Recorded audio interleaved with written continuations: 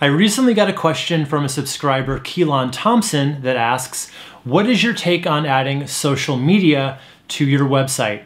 And this got me thinking, I should probably do a whole video on this topic. So welcome to that video. There's actually a ton of mistakes when it comes to how businesses handle their social media on their websites, and those mistakes can be more damaging than you think. They can get in the way of the natural sales flow that happens as a casual visitor turns into a paying customer, and they can end up just leaving a whole lot of money on the table. And that's the last thing I want for you. So let's get right into what you should be doing with your social media on your website to help you get more customers this year. And then at the end of the video, I'm gonna go over some really common social media integration mistakes that you definitely don't wanna make. So first things first, it's important to remember this one big rule when you're integrating your website with your social, and that is your social media should exist to widen your reach and drive people to your website. So think of your website as the central hub that all your other properties, including social media, have to point to. So what you don't want to do then is get people to your website, then point them back out to your social media profiles. So everything that I'm going to teach you today is going to help you reach more people on social so you can get them back to your website where they're much more likely to convert into actual customers. So let's start with your social media link buttons, right? So many businesses put these up in the header and in very high profile, high visibility spots, which is basically just inviting people to click and leave your website and probably never find their way back. So am I saying don't include these links at all? No, I think that there is some value in letting people find you on social if they really want to and if they're looking for it.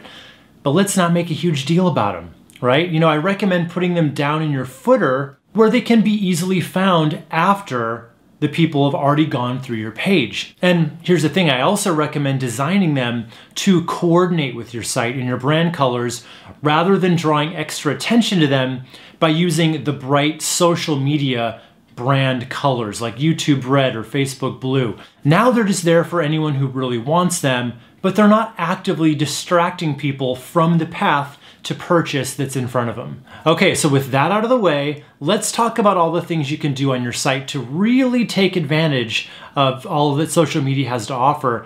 And that's all about making it super easy for your site visitors to share you with their connections. And the good news here is most platforms make it really easy on you to do that. So let's just start super basic. And the first thing you'll want to do is add share buttons to your content. And when I say content, I don't mean your homepage and your sales pages, because here's the thing, guys, people very rarely share homepages and service pages.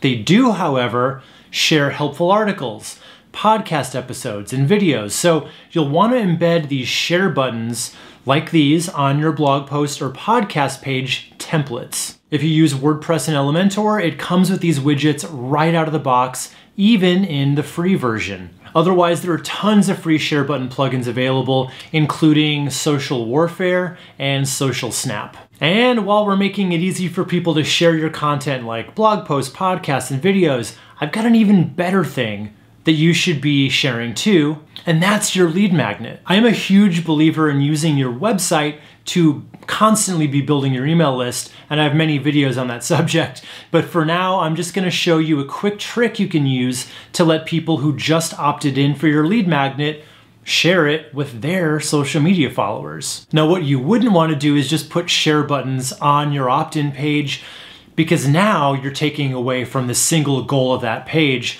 which is to simply get the visitor to sign up. But when they do, they should be directed to a thank you or confirmation page that lets them know that their opt-in was successful.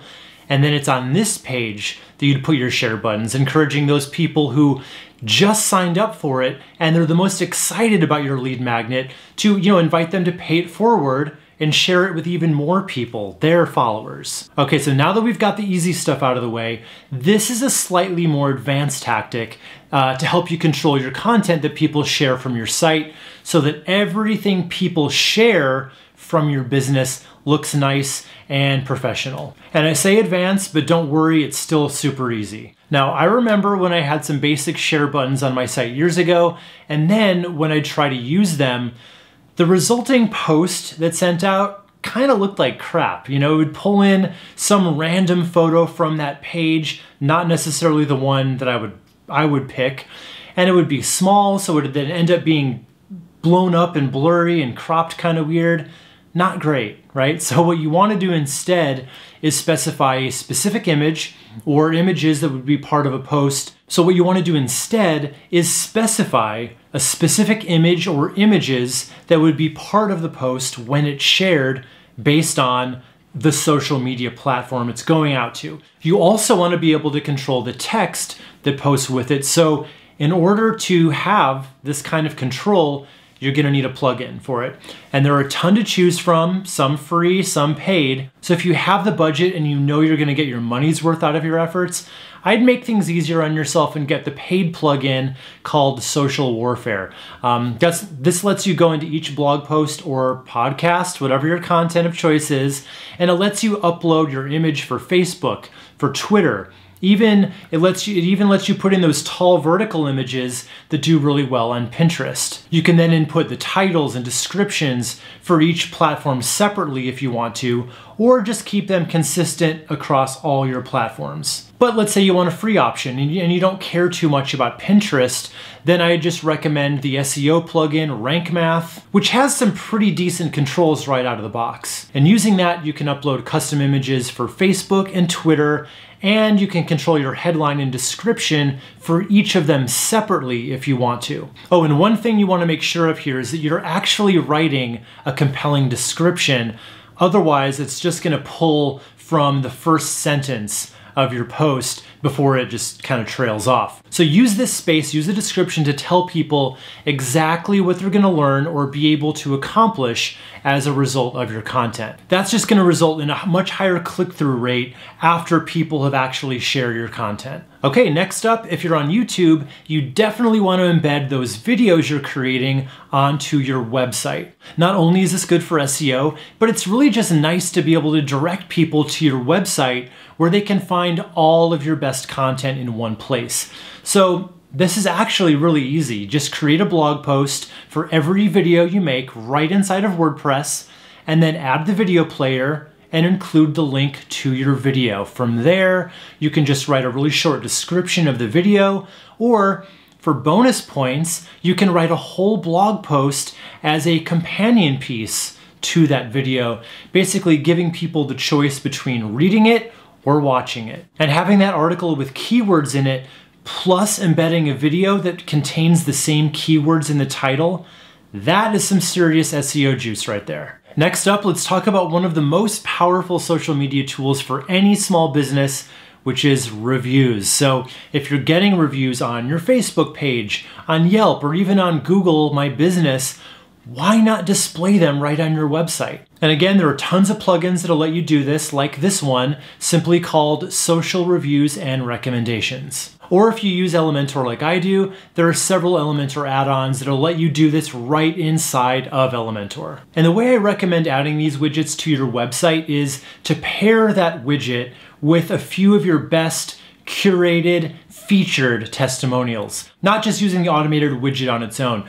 The idea here being you lead with your very best reviews that you can control. So think of the ones that do the best job selling you and bust through the most common objections. So lead with a few like that you can actually handpick yourself, then show them the widget, the unfiltered reviews after that, basically letting them know that you have lots of happy customers behind you. And if there are a couple bad ones in the mix, don't freak out. It's actually kind of a good thing, because those bad reviews tend to make all your other good reviews seem that much more legit. As long as the overwhelming majority of them are positive, you're going to be in good shape. So what are the mistakes you should avoid with social media on your website?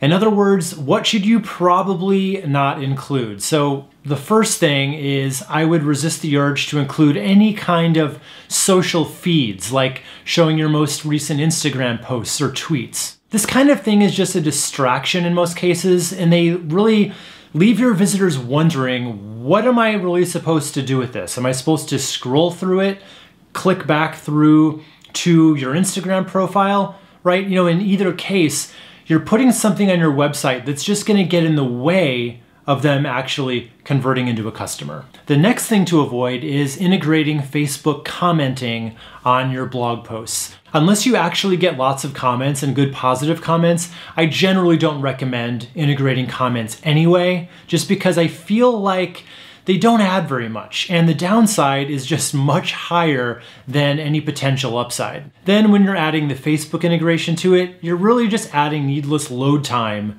to every one of your blog posts, so I'd probably just skip it. You'll also want to be really careful about including those share counts on your share button. So, social proof is a great and powerful thing, but as good as it is to show that lots of people are sharing your posts, the opposite is equally true. So if the numbers are low, that's going to give people a negative perception about your content. So what you want to do is either leave them off completely, or at least set up your rules within the widget to only display a count when it goes above a certain number. Now, if you're blogging and using a content marketing strategy, which is the single best way of building a brand in 2021, I want to show you how you can get 10 times as much out of the same amount of effort. So I made this video showing you how I repurpose my content strategically to reach much bigger audiences, no matter where they like to hang out online. So go ahead and click this video and I'll show you all my secrets. See you there.